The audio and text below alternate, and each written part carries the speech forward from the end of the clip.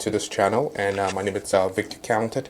It's really exciting to be here and have this opportunity to talk with you about what it really means to flourish and what that would look like in reality. If you're joining us for the first time, this is a channel where we really talk about share stories, talk about ideas and even scientific insights that can help you live a flourishing life. And this could mean reacting to random videos or even putting together a video to explore a particular trend, but also talking about different topics that we believe that will be beneficial to you and your communities and your family, especially as you think about what flourishing would look like for you in this time. Now, today I want to talk about something, or rather a trend that's been very much on the radar recently, and talk about the Redpill realities, or rather Redpill psychology.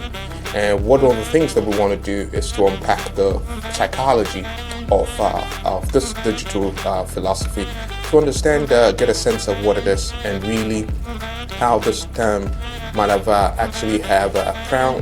have come up from media in recent times, and how we can actually make sense of it ourselves. So I'm hoping, if today's your first time joining us, I do want to say thank you for being here and welcome. And if you do have any questions, please don't hesitate to ask me your questions, and I'll be happy and excited to answer all your questions. Make sure you subscribe to this channel if you've not done so already, but exciting that you are here. Okay, now let's get started and talk about this particular term, red pill. It is a term that sprang from pop culture into a pretty heated debate across the internet, especially during COVID. Some use it to sort of describe the process of waking up to difficult or hidden truths about society, particularly around social dynamics and even gender issues. Now, I want us to explore what this really means and look at the psychological draw that it has and why it's important to approach it with a critical mindset.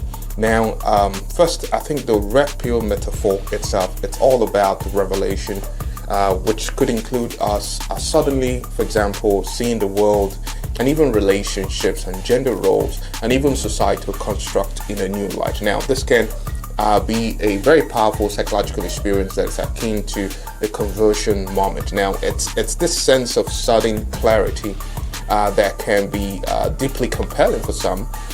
For some others, it could also be very much life-altering. Now, the psychological disillusionment that is involved in this process is something to take note of, because when people take the red pill, it's often during a period of disillusionment.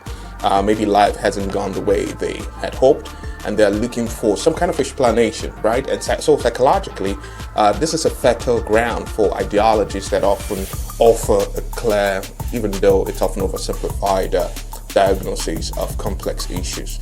And so you find the origin of this is very much tied to the Matrix movie, where the gentleman was asked to either choose the red pill or the blue pill. So depending on what pill that he chose, his reality will be different. But really, I think that joining a community that shares this red pill perspective can provide a strong sense of belonging and identity. In fact, on one hand, it kind of aligns with our psychological need for affiliation and understanding, especially if one feels marginalized and misunderstood by mainstream society. But I do think that there's a cognitive bias at play here, because the red pill ideology, like many belief systems, can really reinforce certain cognitive biases. For confirmation bias, for example, can lead individuals to seek out information that supports their red pill views, while echo chambers can really amplify this effect. And by echo chambers, I mean the internet. And it creates a loop of self-reinforcing beliefs as a result of that. And so it's very important to challenge the red pill narrative with critical thinking. In fact, while it's human nature to search for simple explanations for complex problems, I think we must be wary of really accepting any ideology that simplifies the rich tapestry of human experience into black and white truths. And so I think there's no one way to this, but also recognizing and pushing back against ideologies that it's black and white. But as we've really looked at this, Redpill psychology, and tried to understand its psychological appeal, I do want us to remember the allure of simple answers to life's complexity. It's very strong within this community, but I think the reality, as you know, it's often more nuanced. And so let's keep this conversation going with an open mind. And I'm hoping that if you do have questions or comments about what your experience with the Redpill community has been like, and even what you might think might be shaping or influencing some of this, I'll be looking out to reading your comments, and so we can have a dialogue and see how, hopefully, that we can help people even within the Redpill community live a flourishing life. It's been wonderful talking to you. I hope you have a wonderful day. Bye.